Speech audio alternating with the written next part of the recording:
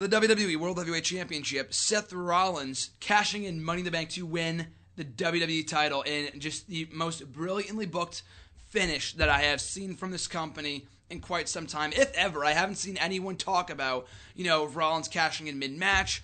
That was unprecedented. The first time we've ever had a Money in the Bank winner cash in at WrestleMania, almost to the day, 10 years after the invention of the Money in the Bank ladder match. Everything about this I thought was awesome.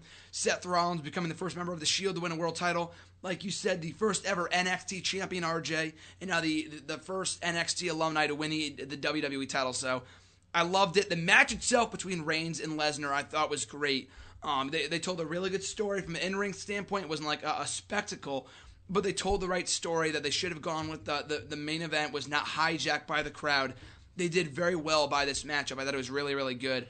So, RJ, I'll start with you. What were your thoughts on the main event as a whole? Full package, match itself, finish, everything. What were your thoughts? I think for the in-ring standpoint before Rollins cashed, I think they built it perfect for the fans because the fans didn't want Reigns to win, so they just let Lesnar kick his ass the whole match. And the crowd was really into it. Obviously, when he came out, Lesnar got the big pop and people were booing the shit out of Reigns.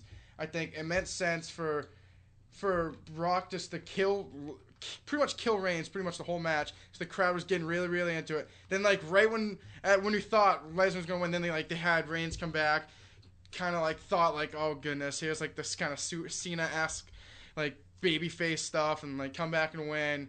Once he hit that last F5, I was like, all right, Lesnar's gonna win 1, 2, 3. Obviously, Rollins comes booking out, running one of the fastest runouts of all time. If they had a clock, I would want to see the time. He slides in perfectly.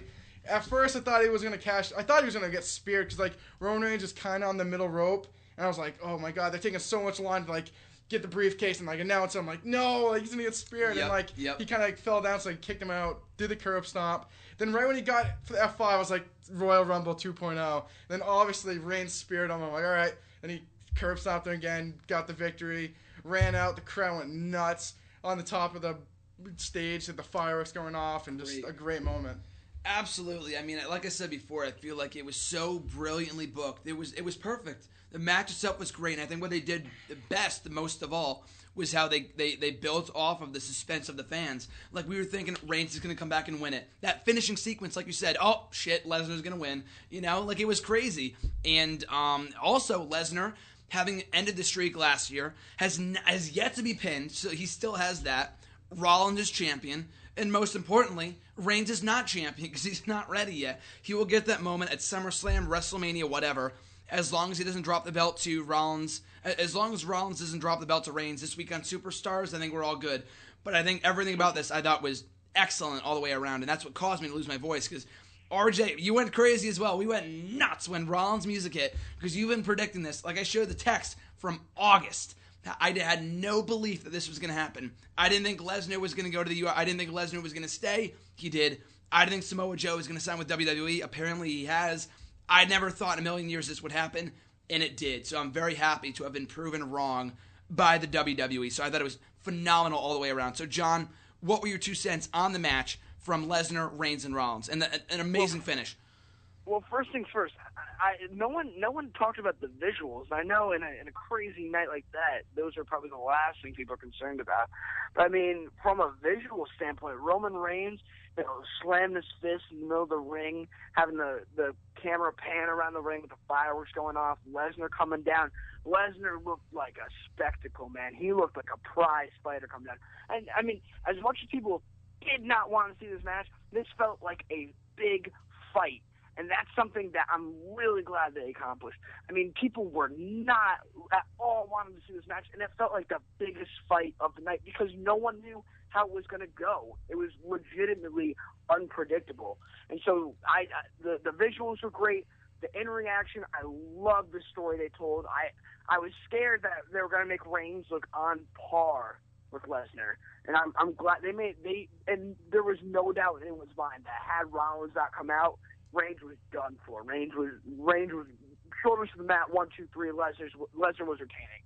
So I love the story they told there. The offense they gave Reigns was logical, too. I mean, they had Reigns push Lesnar's head into the post, have Lesnar start leaking a little bit. Then they gave Reigns a couple Superman punches, but not before Reigns could even mount enough offense was Lesnar right back on him with Suplex City, Suplex City, Suplex City. So it was a good story being told. It was a good match, and it got even better when Seth Rollins' music hit and came down the ring. And like you said, RJ, one of the fastest running times ever. I've never seen someone go down to the ring that quickly. And so when Rollins cashed in, it was a huge mark-out moment. And I'm going to give RJ his credit. In that August, he predicted that what did you predict that Seth Rollins was going to win the title at Mania with Money in the Bank? Yeah. At WrestleMania, and I said no because I didn't think he would end the show, and he did. I'll give you your credit where credit is due, but I'm just going to just fake this claim. I don't know if Graham remembers it, but before the Money in the Bank pay-per-view, they did it for the first time, the Money in the Bank by the numbers, and they actually said last June, despite all the places where Money in the Bank has been cashed in, no one has ever cashed in at WrestleMania. Mm-hmm. And when I heard that, I was like, all right, because they said that, it's happening. WrestleMania 31. But this is before Rollins won, so I didn't know who was going to win the Money in the Bank briefcase. But I was like, WrestleMania 31. I don't know how. I don't know who, but they're cashing the briefcase at WrestleMania 31. Good call. But then again, I feel like they say that all the time, especially when Kennedy won it, and especially Bryan too, because remember how he said he was going to cash in at WrestleMania and be the first one, and they didn't go that route, obviously.